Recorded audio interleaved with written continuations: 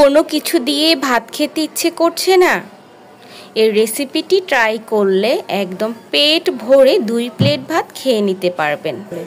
আসসালামু আলাইকুম, সবাইকে তোহা কুকিং স্টুডিওতে ওয়েলকাম করছি।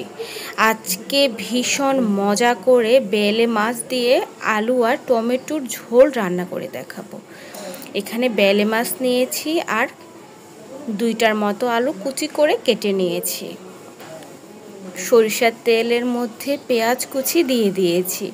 পেঁয়াজটার কাঁচা ভাবটা দূর হওয়া পর্যন্ত পেঁয়াজটাকে একটু ভেজে নেব। 4-5 মিনিটের মতো পেঁয়াজটাকে একটু ভেজে নিচ্ছি। পেঁয়াজটার যখন কাঁচা ভাবটা দূর হয়ে যাবে সে পর্যায়ে কিছুটা পানি এখানে অ্যাড করে দিচ্ছি। এবার প্রথমে হলুদ গুঁড়ো এখানে দিয়ে দিয়েছি। এরপর মরিচ বাটা অ্যাড করে দিব। আপনারা চাইলে গুঁড়া মরিচও দিতে পারেন, কোনো সমস্যা নেই। স্বাদ অনুযায়ী লবণ অ্যাড করে দিয়েছি। আদা রসুন বাটা অ্যাড করে দিব। ভীষণ মজাদার এই রেসিপিটি। হাফ টেবিল চামচের মতো জিরা বাটা অ্যাড করে দিচ্ছি। সুন্দর করে 2-3 মিনিটের মতো মশলাটাকে একটু কষিয়ে নেওয়া হয়ে গেলে এবার মাছগুলো অ্যাড করে দিব। অনেকে বাইলা মাছ বলে, অনেকে বেলে মাছ বলে। এই যে মাছগুলো দিয়ে দিয়েছি, এবার সুন্দর করে নেড়ে চেড়ে নিচ্ছি। খুবই মজাদার এই রেসিপিটি। এবার মোটা করে কেটে নেওয়া কিছু পেঁয়াজ কুচি এখানে অ্যাড করে দিচ্ছি আর 2-3টার মতো কাঁচা মরিচ অ্যাড করে দিচ্ছি। ঝালটা আপনারা কমিয়ে বাড়িয়ে দিতে পারেন। এইবার সব কিছু আবারও সুন্দর করে নেড়ে চেড়ে মিশিয়ে নিব। এই মাছটা খুবই নরম, আলতোভাবে নেড়ে চেড়ে দিতে হবে। এরপর 4-5 মিনিট পর যখন মাছটা কষিয়ে নেওয়া হয়ে যাবে তখন এখানে আলুগুলো দিয়ে দিচ্ছি। এক সাইড করে মাছগুলোকে আলুগুলো দিয়ে দিচ্ছি। আবারও একটু আলতোভাবে নেড়ে চেড়ে দিব। আর বড় সাইজের একটি টমেটো কুচি এখানে অ্যাড করে দিব। টমেটো কুচিটাও অ্যাড করে দিচ্ছি।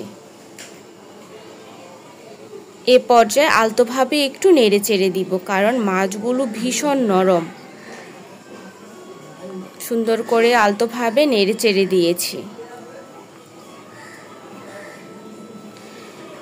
এখন মাছগুলোকে উপরে তুলে দিচ্ছি আর আলু আর টমেটোটা নিচের দিকে দিয়ে দিলাম। সুন্দর করে আলুগুলো তাতে সিদ্ধ হয়ে যাবে। একটি ঢাকনা দিয়ে 3-4 মিনিটের মতো অপেক্ষা করব। 3-4 মিনিট পর যখন সুন্দর করে সব কিছু কষিয়ে নেওয়া হয়ে যাবে সে পর্যায়ে এখানে বেশ পরিমাণ পানি অ্যাড করে দিয়েছি। এতে আলুগুলো সুন্দর করে সিদ্ধ হয়ে যাবে। আবার একটু আলতো হাতে সুন্দর করে নেড়ে চেড়ে দিয়েছি। আবারও 2-3 মিনিটের জন্য ঢাকনা দিয়ে ঢেকে দিয়েছি। ঠিক 2-3 মিনিট পর দেখুন সুন্দর করে বলক চলে আসছে। আরও 2-3 মিনিট রান্না করে চুলা থেকে নামিয়ে নিয়েছি। ভীষণ মজাদার আলু টমেটো দিয়ে বেলে মাছের ঝোল। খুবই মজাদার, খুবই মজাদার। এত সুন্দর স্মেল বের হয়েছে, রান্না করে না খেলে বোঝানো সম্ভব না। সবাই ভালো থাকবেন। আবারও নতুন এবং মজাদার কোনো রেসিপি নিয়ে তোহা কুকিং স্টুডিওতে হাজির হয়ে যাব। আর নতুন কোনো রেসিপি দেখতে চাইলে অবশ্যই আমাকে কমেন্ট করে জানাবেন। আমি অবশ্যই আপনাদেরকে রেসিপিটি তৈরি করে দেখাবো। আল্লাহ হাফেজ।